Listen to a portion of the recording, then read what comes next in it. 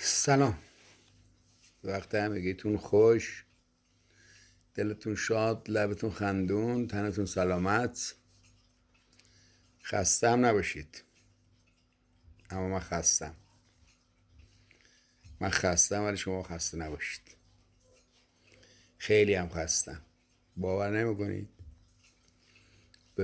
گوش بدید. از همه کس، از همه چیز، از همه جا خستم. از همه کس، از همه چیز، از همه جا خستم. از زمین، از آسمان، از کل دنیا خستم.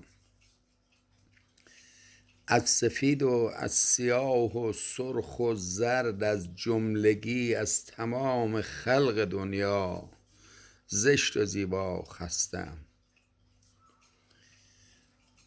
قامتم در زیر بار زندگی گردید خم. قامتم در زیر بار زندگی گردید خم. خستم از طعنه ها و حرف بیجا خستم. عده‌ای با نام دین بر گرده مردم سوار. عده‌ای با نام دین بر گرده مردم سوار. دیگر از بازی دین و شیخ و ملا خستم. عیب خود نادیده میگیریم و عیب خلق را. عیب خود نادیده میگیریم و عیب خلق را. بس که در هر محفلی کردیم افشا خستم. یار میگوید دروغ و بعد حاشا میکند. یار میگوید دروغ و بعد حاشا میکند. من از این یار و از این دیوار حاشا خستم. عشق هم امروزه گردیده است بازارش کساد. عشق هم امروزه گردیده است بازارش کساد. چون شنیدم گفت مجنون هم ز لیلا خستم.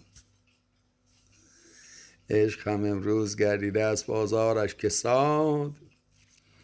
چون شنیدم گفت مجنون هم ز لیلا خستم. از چه گویم از که نالم ثانی از شعر تو هم خستم. من خستم، من جان مولا خستم.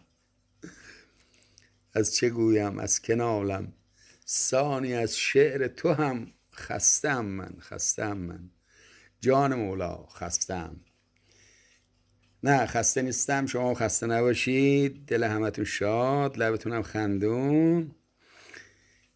هر کدوم هر کجا که هستید سعی کنید از زندگی لذت ببرید. لحظاتتون رو الکی از دست ندین، مفت از دست ندین. از لحظه لحظه زندگیتون لذت ببرید. حق نگهدار همتون. خداحافظ.